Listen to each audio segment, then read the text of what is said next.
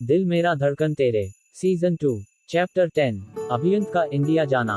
शाम का समय, सूरज डूब रहा था। अभियंत अपने सूटकेस के साथ ड्राइंग रूम में आ चुका था, लेकिन माहौल में एक अजीब सी खामोशी थी।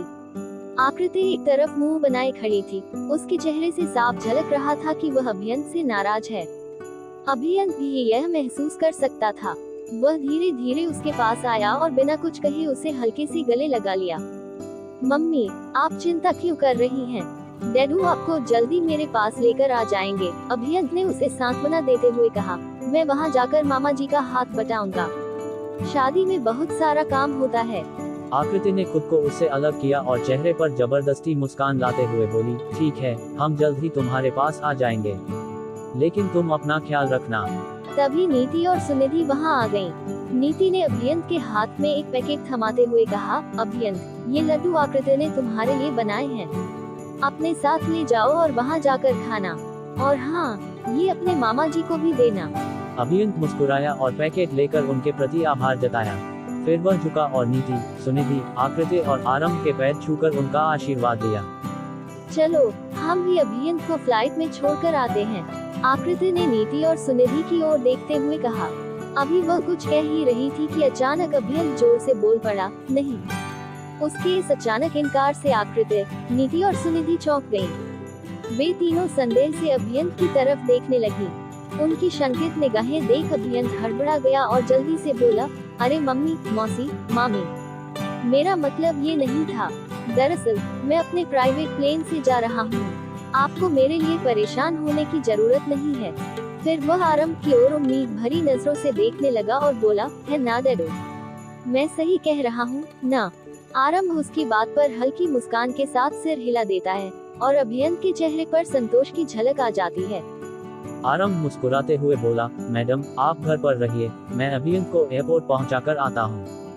आकृति चुपचाप खड़ी उसकी ओर देख रही थी, जबकि अभियंत तेजी से आरंभ का हाथ पकड़ते हुए बोला, डैडू, जल्दी चलिए, डैनियल अंकल मेरा इंतजार कर रहे होंगे।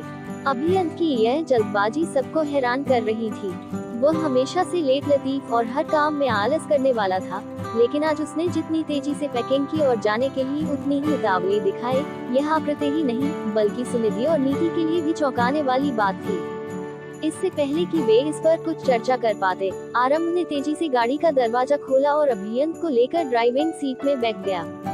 देखते ही देखते गाड़ी मेंशन से बाहर निकल गई और तीनों महिलाएं बस खड़ी देखती रह गईं। आकृति तब तक उसी दिशा में देखती रही जब तक गाड़ी आंखों से ओझल नहीं हो गई।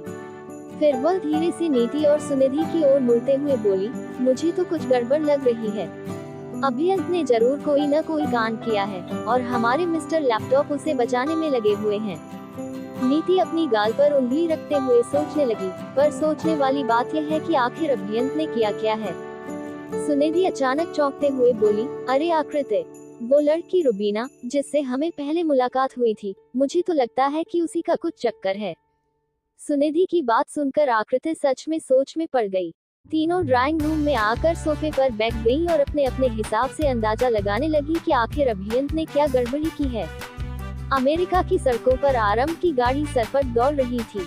अभियंत ठंडी सांस लेते हुए मन ही मन बुदबुदाया, थैंक यू भगवान, आपने मुझे मेरी मम्मी से बचा लिया। आरंभ अभियंत के मन की बात समझ चुका था, लेकिन उसने कुछ भी पूछना जरूरी नहीं समझा। दोनों के बीच हल्की फुल्की बातचीत होती रही।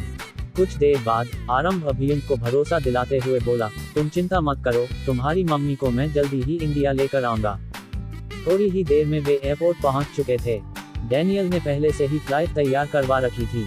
ऋषभ भी अपना सामान लेकर पहुंच चुका था। आरंभ सभी को देखकर हल्की मुस्कान बिखेरता है। अभियंत झुककर आरंभ के पैर छूता है। आरंभ प्यार से उसके माथे को चूमते हुए कहता है, बेटा, अपना ख्याल रखना। फिर वह ऋषभ को भी गले लगाकर उसका माथा चूमता है।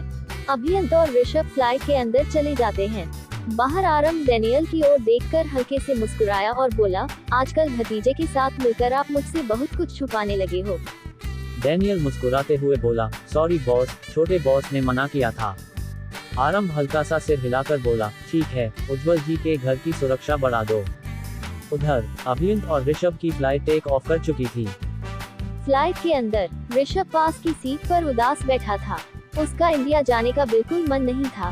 लेकिन अपने बड़े भाई अभियंत की बात वो टाल ही नहीं सकता था।